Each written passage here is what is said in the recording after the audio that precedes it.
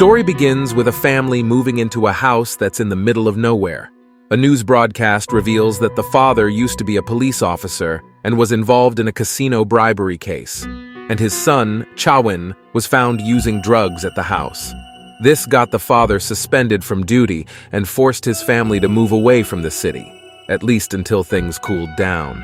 A flashback sequence reveals that the father had brought something into the house that he wasn't supposed to, because that was the safest place to keep the item. And Chawin's activities put the spotlight on his father's illegal activity. So, the sense of animosity within the family is palpable and understandable. Anyway, while settling into the family's temporary home, Chawin finds a room that's locked up and has one of those religious seals on it to maybe keep something demonic from getting out. Curiosity gets the better of Chawin and he damages the seal, thereby beginning the first phase of the haunting. What's the ultimate result of Chawin's actions? Let's find out. The first 20 or 30 minutes of Ode to My Family are used to establish the family dynamics and tell us a little about the characters' pasts.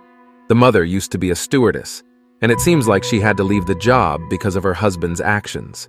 The father clearly misses wearing his uniform and hates sitting in this isolated cabin for an indefinite amount of time. Their other kid, Linda, blames Chawin for forcing her to stay in this safe house, and she shares a prickly relationship with her mother and father. She refuses to eat with her family, and one night, when Linda apparently storms out of the dining room, stomps up the stairs to her bedroom, and loudly closes the door, the mother goes after her to reprimand, only to find out that Linda isn't the one creating a ruckus upstairs. The family investigates the room with the torn seal on it. Since there's nothing in there, they close it and retire to their respective bedrooms. During an argument between the mother and the father, it's revealed that Chawin is the result of the mother's extramarital affair with a pilot. So the father scoffs at the notion that Chawin also wants to become a pilot, and the mother supports this dream of Chawin's. As the father and the mother begin to grow apart, with the father eyeing his personal gun and the mother chugging down a bottle of wine, the bond between Chawin and Linda becomes strong. Over a bowl of ramen, Linda tells Chawin that she doesn't hate him because he is her stepbrother. She also doesn't hate him for outing their father. She hates him because he pulled off his stunt before she could go abroad and settle down. This moment is interrupted by the case of Chawin's disappearing noodle, which is swooped off the floor by a ghost. Chawin feels that whoever has stolen his noodle has probably emerged out of that room with the seal on it. So, he decides to put some masking tape on that seal in the hopes that it'll keep the spirits in that room from coming outside. The day after the seal in the mystery room is opened and then resealed shoddily, Chawin finds out that the seal has been reopened. This revelation is followed by a marked change in the mother's behavior. She cooks noodles for the kids, and despite being known as a stickler for cleanliness and hygiene, she picks up a piece of food from the ground and eats it like it's no big deal. But the kids are unable to overlook this, and Chawin looks into the meaning of the seal that was on the room upstairs. He finds out that it's used to trap spirits, and the house was apparently home to another family of 4 who were murdered in that very sealed room. It's also revealed that someone in the family added poison to the sukiyaki that they were eating. Chawin and Linda assume that their mother has been possessed by one of these spirits, and they are all going to meet the same fate as the family that was living there. Their fears are confirmed when the mother says that she is going to cook sukiyaki and then goes off on an unhinged rant at the dinner table. She starts talking about her educational degrees and how she isn't respected by her family. She calls out the father for cheating on her with another woman. She verbally abuses Linda for allegedly hating on her stepbrother because she has to share the family's wealth with him. The mother says that she would have sent Linda abroad like she wanted to, but it's only because of the father's inflated ego that he didn't allow the mother to use her family money to help Linda achieve her dreams. This tirade ends with the mother cutting her hand off and spilling blood onto the stable. The father tries to stop the mother from hurting herself with the meat cleaver, but whatever is possessing the mother ends up taking over the father's mind, and he kills the mother. While Linda stands there, shocked out of her mind, Chawin rushes to his father's room and gets the gun. Linda tries to escape the house, but the father catches her and bashes her head into the door. Chawin threatens to shoot his father, but is obviously unable to do something so violent. Linda regains consciousness and knocks her father out by hitting his head on the staircase. While it seems like the worst is over, the violent entity gets transferred from the father to Linda, and she goes after Chawin. The boy runs to the bedroom and threatens to shoot Linda, who is knocking on the door. With no other option left, Chawin fires the gun and kills Linda. As he walks out of the room to witness the aftermath of the cursed family dinner, he is shocked to find out that his family has been zombified and is coming to get him. So he rushes to that cursed room, trips over a body, and loses consciousness. Chawin envisions a happy version of the sukiyaki dinner, but the blood gushing out of his nose brings him back to reality.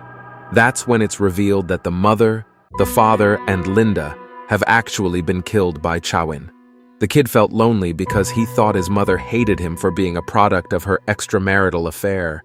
His stepfather hated him because he wasn't his son, and Linda hated him because he was a reminder of her mother's affair. So he killed them all, dumped them in the upstairs room, sealed it with that religious sticker, and then died by suicide, thereby trapping the whole family in a depressing loop. In a way, Chawin will always have the company of the family because they'll keep getting possessed by their respective spirits, go on a killing spree, and repeat the cycle for all eternity. It's unclear what it'll take to end the pattern. Maybe Chawin has to overcome his dark thoughts and see the light, thereby freeing his family and allowing them to choose their own paths.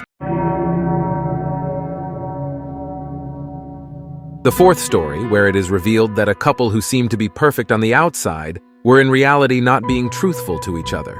So let's find out what happened with Nat and Dao in The Vow, and if they were able to overcome the challenges and reconcile in the end. Nat and Dao studied architecture together, but they hadn't gotten a chance to interact much.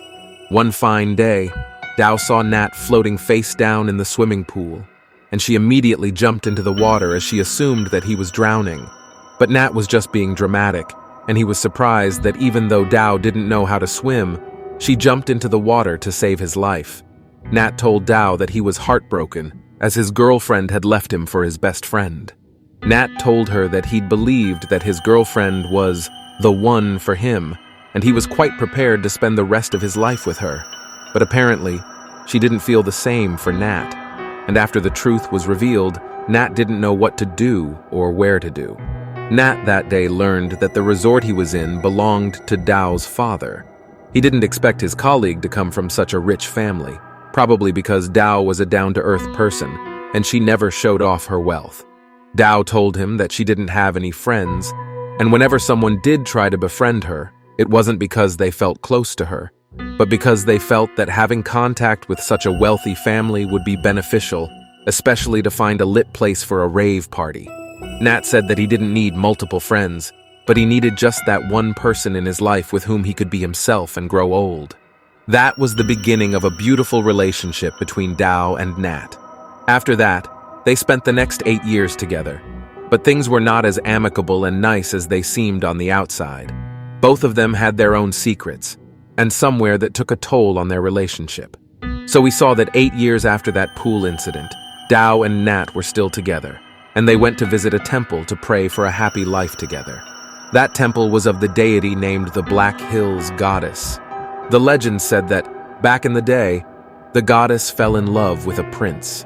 The prince wanted to marry her, but the royal household was against marrying someone from a lower class. The goddess was a fishmonger's daughter, and with time, she realized that society would never let her marry the love of her life. So she took her own life, and that's why, since then, lovers used to come to the temple to pray for a happy married life.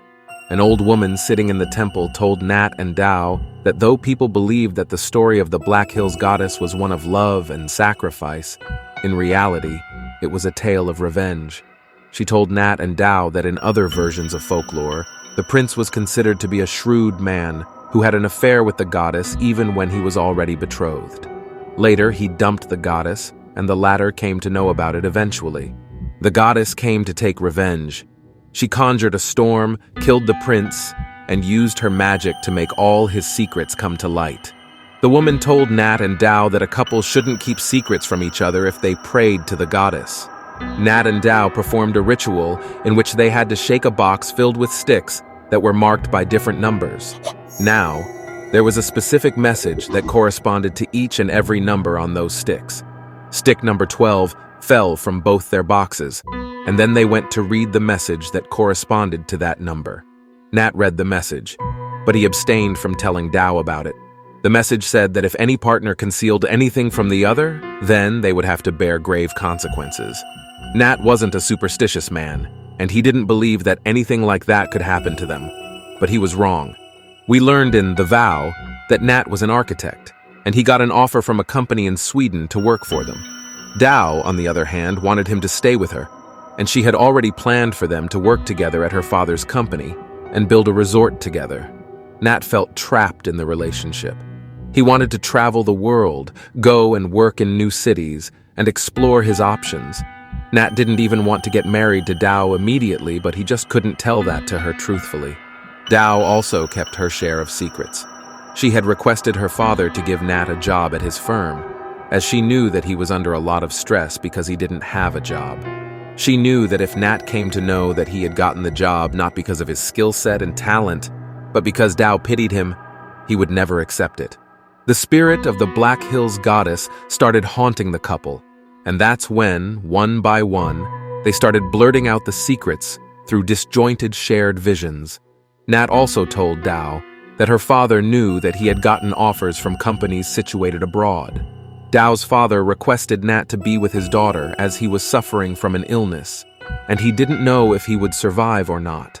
I believe that the Black Hills goddess symbolically represented the guilty conscience of the two lovers and the secrets that they keep away from one another, and they ultimately resorted to telling the truth to each other as they just couldn't live with it.